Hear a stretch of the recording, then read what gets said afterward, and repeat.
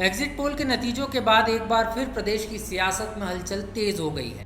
Counting 3 तारीख को होना है, लेकिन उसके पहले एग्जिट पोल को लेकर प्रदेश के दोनों ही प्रमुख सियासी दल बीजेपी और कांग्रेस ने तैयारी करना शुरू कर दी।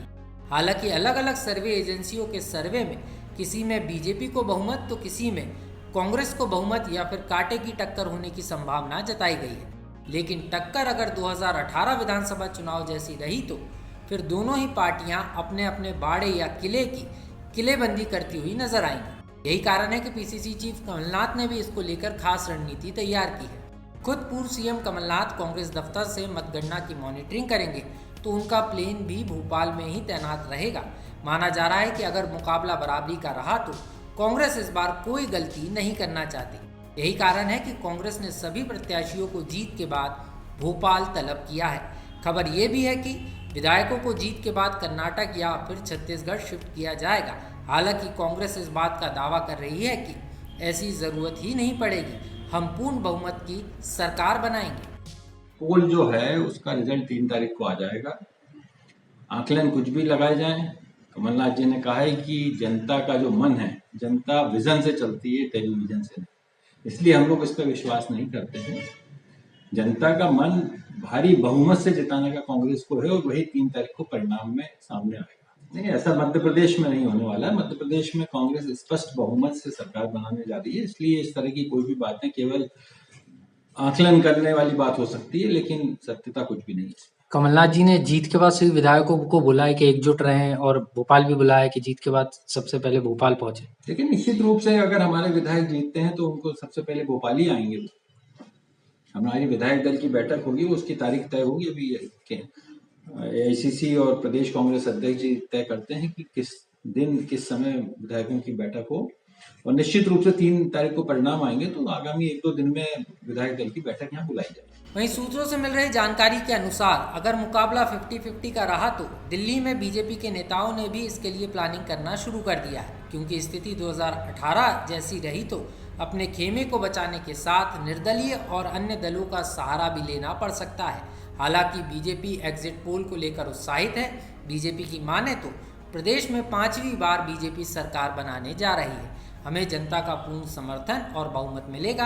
हालांकि कांग्रेस की तैयारी पर जरूर बीजेपी सवाल उठा रही है। जिस छत्तीसगढ़ में भाजपा को डरी मरी जान रहे थे, वो छत्तीसगढ़ में भाजपा सरकार बनाने की ओर है। कांग्रेस की नीचे से जमीन खिसक चुकी है।